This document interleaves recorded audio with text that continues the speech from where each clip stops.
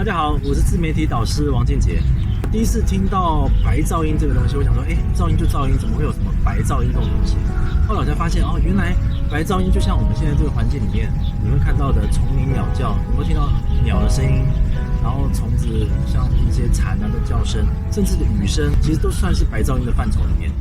那么听到这样的声音的时候，其实会让人家很放松，因为在我们小时候，你会发现，我们可能去乡下啊，或者在都市的时候，那这样的环境里面，你会听到青蛙的声音，可能你会睡着；你会听到雨的声音，或者是听到鸟叫的声音，很频率，就是很稳定的频率的一个持续性的一个声音，你就会很舒服，达到一个脑波一个稳定的现象，那你就会很自然的可以很顺畅的入睡。其实最自然的、最天然的东西反而是最好，所以慢慢的去研究白噪音这个东西以后，发现原来它可以有这种安定自己的脑波的现象，然后可以让自己能够很舒服的达到一个睡眠的效果。在睡觉的时候，脑袋在想事情，真的很难入睡，翻来翻去的，要翻到1-2个小时才睡着，这是真的很难。后来有个机会，朋友介绍给我这个白噪音安眠枕，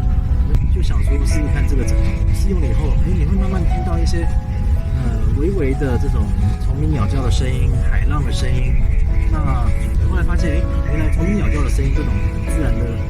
让我可以很快的入睡，可以安定下来。我觉得这个很舒服的这种感觉，入睡真的是一个很棒的感觉，让我每一天都可以有一个比较好的一个充沛的体力。那我用了这样的一个方式以后，去切换不同的一个声音，然后去听听看，感受到它的这种大自然的这种怀抱，就像我们现在这样的一个草丛里面，然后就可以很安心的睡下来。这些环境的声音让大家觉得很放松、很舒服。那么我觉得，这个安眠枕就可以达到这样一个效果，让我觉得，真的很棒。那么关于白噪音安眠枕呢，它其实是有一个微型播放器，里面有9种的声音模式，包含了虫鸣啊、鸟叫啊、海的声音、森林的一些声音，很天然的声音都在里面。那么它在播放完1个小时之后，它会自动停下来，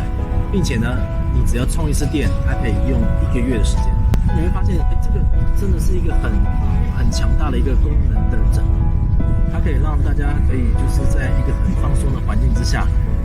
可以安然入睡，让自己有一个比较好的一个生活环境。你会发现现在的很多人呢，他因为睡不着，所以他要喝酒；因为睡不着，他要吃安眠药。那你会发现，你这样吃安眠药可能得越吃越多。其实你会发现吃药啊，或者是喝酒啊，其实多多少少还是会有一副作用。所以呢，我觉得这样的一个